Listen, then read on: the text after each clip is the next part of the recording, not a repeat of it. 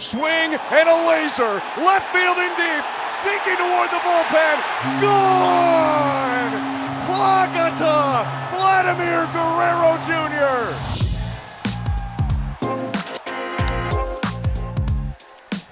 From MLB.com, this is the Morning Lineup Podcast. I'm your host, Anthony Castrovins. Today is Monday, October 20th, and on today's show, we're going to get you primed for the decisive Game 7 that takes place tonight in Toronto as the Blue Jays and Mariners will wrap up what has been an awesome, electric American League Championship Series. We'll also take a look at what Shohei Ohtani could do for a World Series encore after his history-making performance in the Dodgers NL pennant clincher over the weekend. You know, some say the two greatest words in sports are Game 7, but I say they are morning lineup. So let's get to it.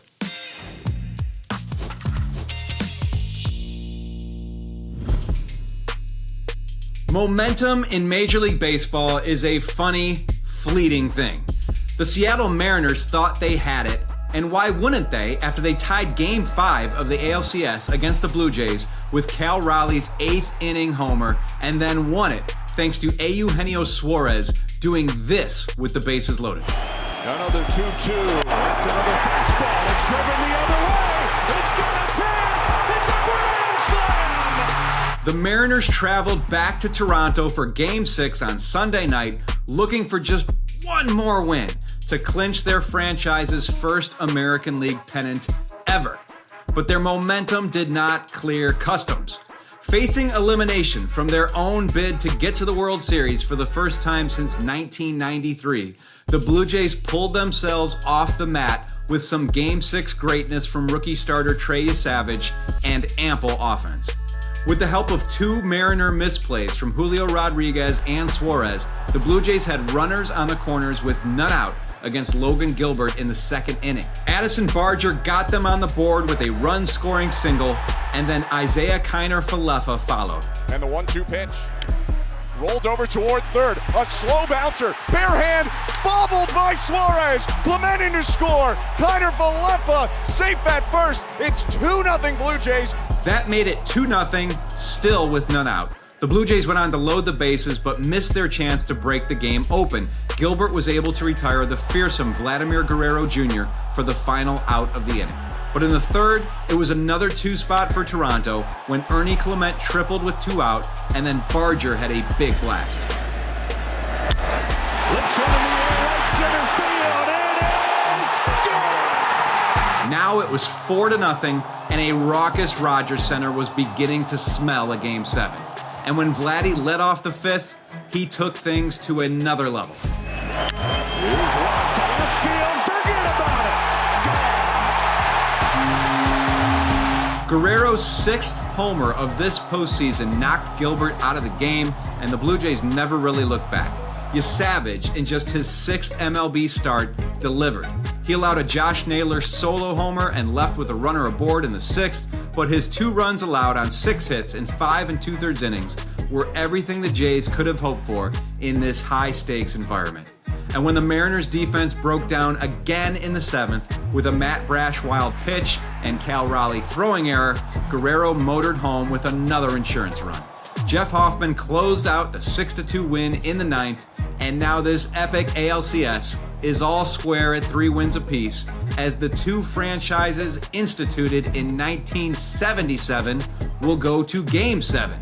It takes place tonight on Fox with an 8:08 p.m. Eastern Time first pitch and 2 teams both trying to end a lengthy pennant drought. It takes place tonight on Fox with an 8:08 p.m. Eastern Time first pitch and 2 teams both trying to end a lengthy pennant drought. In their first Game 7 in franchise history, the Mariners will hand the ball to George Kirby, who was nails in the winner-take-all Game 5 against the Tigers in the ALDS, but then nailed to the tune of 8 runs in 4 innings in Game 3 of this series.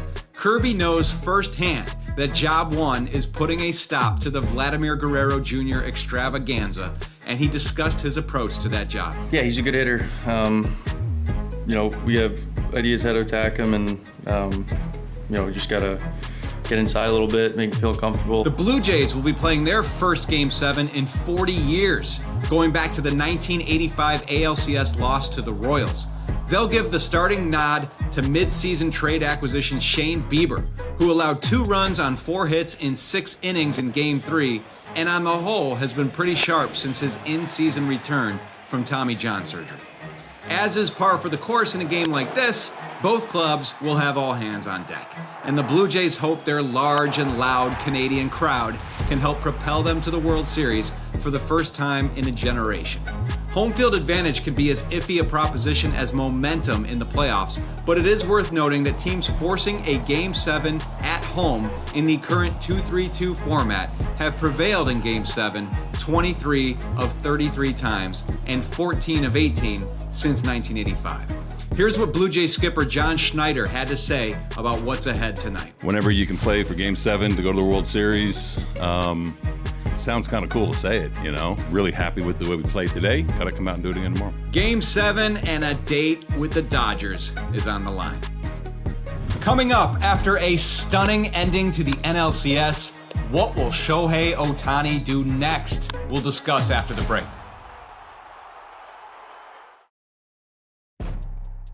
The Dodgers clinching their 2nd consecutive National League pennant and their 5th in the last 9 years was, dare I say, a secondary storyline Friday night. Once LA went up 3-0 on the Milwaukee Brewers, the pennant was pretty much a foregone conclusion. What was not a foregone conclusion was that the Dodgers would punch their ticket to the World Series behind arguably the greatest individual performance in a postseason game ever. It came, of course, from Shohei Ohtani, who gave the Dodgers 6 scoreless innings with 10 strikeouts on the mound, while, oh by the way, bashing 3 homers at the plate, including one that cleared the pavilion at the top of Dodger Stadium's right field bleachers. Oh my goodness! Shohei Ohtani! Wow! Ohtani dropped jaws everywhere! There are so many ways to contextualize Ohtani's performance in that 5-1 win in Game 4 of the NLCS. But in the end, it's pretty simple. No one in MLB history had ever had both a 3-homer game at the plate and a scoreless outing with at least 10 strikeouts on the mound at any point in their career, much less the same game, much less a pennant clincher. All week leading up to Game 1 on Friday night, we'll be discussing the World Series from all angles. But right here, right now, let's talk about Ohtani. Now that he has arguably the greatest postseason game ever played under his belt, we can't help but wonder if he might deliver the greatest World Series game too. Remember, last year, Ohtani was limited to DH duties and had a key RBI in Game 1 of the series against the Yankees before dislocating his shoulder sliding into second base in Game 2. There he goes. Thrown down is in time, and he's 0 for 2 in stolen base attempts in this postseason. And he's in some pain. Ohtani's grabbing his left arm. That has set a crowd quiet. He was never quite right after that. But this year, Ohtani enters the World Series healthy, heated at the plate, and capable of fulfilling his two-way role, which introduces a wide variety of possibilities for him. Consider, for instance, if Ohtani were to start a World Series game on the mound while hitting multiple home runs at the plate. That has never happened in the series before. No World Series pitcher has ever notched more than 3 hits in a game, or more than 4 RBI in a game, or more than 7 total bases in a game. All of those things seem to be on the table for Ohtani.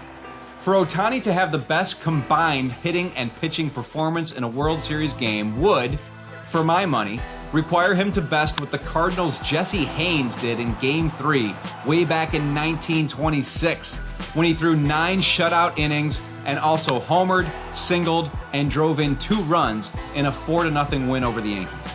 Or what Oral Hershiser did for the Dodgers in Game 2 against the A's in 1988, when he tossed a complete game shutout with 3 hits, including a pair of doubles.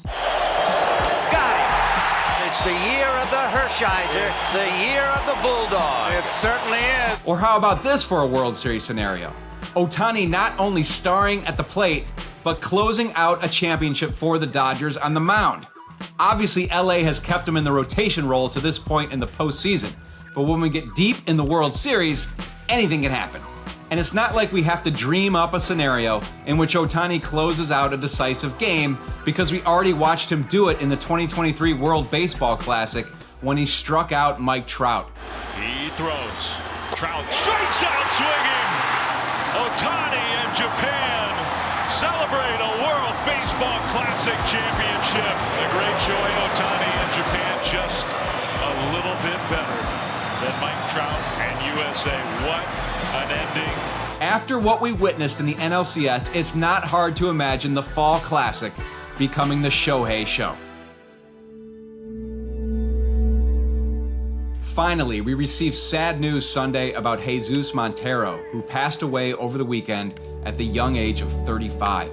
Montero was once the top prospect in the Yankees system and a big piece in their trade prior to the 2012 season, in which they acquired Michael Pineda from Seattle. A native of Venezuela who played catcher, first base, and DH, Montero appeared in 226 big league games for the Yankees and Mariners between 2011 and 2015, and most recently played winter ball in his home country in 2021. We send our condolences to his family and loved ones.